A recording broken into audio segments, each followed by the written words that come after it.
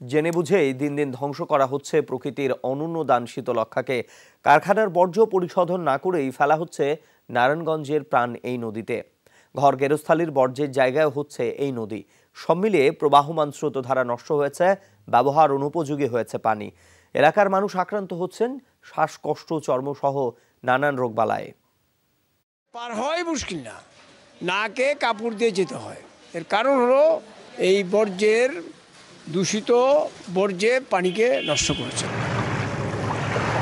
প্রবীণ এই পরিবেশকর্মী ধীরে ধীরে মরে যেতে দেখেছেন শীতলক্ষাকে। অথচ এই নদী একসময় ছিল প্রাচ্যের ডান্ডিখ্যাত নারায়ণগঞ্জের লাইফলাইন। প্রতিদিন শত শত শিল্প কারখানার বর্জ্য ফেলা হচ্ছে শীতলক্ষায়, যার ফল মরে যাচ্ছে নদী। তাহলে পরিবেশ অধিদপ্তর কি করছে? কিছুটা অসহায়ত্ব প্রকাশ পেল পরিবেশ অধিদপ্তরের এই কর্মকর্তার কথায়। অনেক সময় দেখা যায় যে আমরা যদি রাতের বেলা না যাই, দেখা যায় যে ওনারা রাতের বেলা এই টিভিটা বন্ধ করে আনট্রিটেড ওয়াটার, উইদাউট ট্রিয়েটিং ওয়াটার, তারা তরল বর্জ্যটা শীতলক্ষা নদীতে ছেড়ে দিচ্ছে।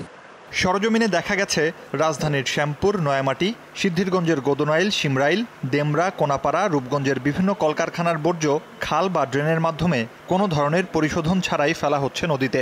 বাসাবাড়ির আবর্জনা ফেলার জায়গাও হয়ে গেছে এই নদী তীর, যার ফলও হাড়ে হাড়ে টের পাচ্ছে এলাকার মানুষ। এগুলো সবই যে পানিতেই তো ভাসতেছে, আশেপাশের বাড়িতে গন্ধ যাচ্ছে, তো স্বাস্থ্যের জন্য ক্ষতিকর না।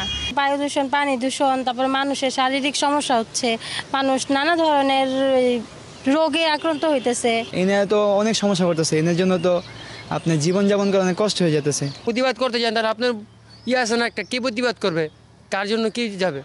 পরিবেশ অধিদপ্তর আর স্থানীয়দের বক্তব্যের সাথে কিছুটা দ্বিমত জেলা প্রশাসকের। তার দাবি, শীতলক্ষার পরিস্থিতি আরও ভালো করতে ব্যবস্থা নেবেন তিনি।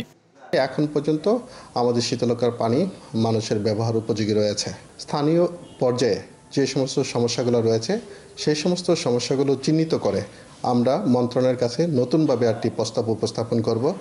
পরিবেশ অধিদপ্তরের তথ্যমতে কারখানার বর্জ্য শোধনাগার বা ইটিপি পরিচালনা সঠিকভাবে তদারকির জন্য শিগগিরই সফটওয়্যারের মাধ্যমে অনলাইন মনিটরিং ব্যবস্থা চালু করতে যাচ্ছেন তারা।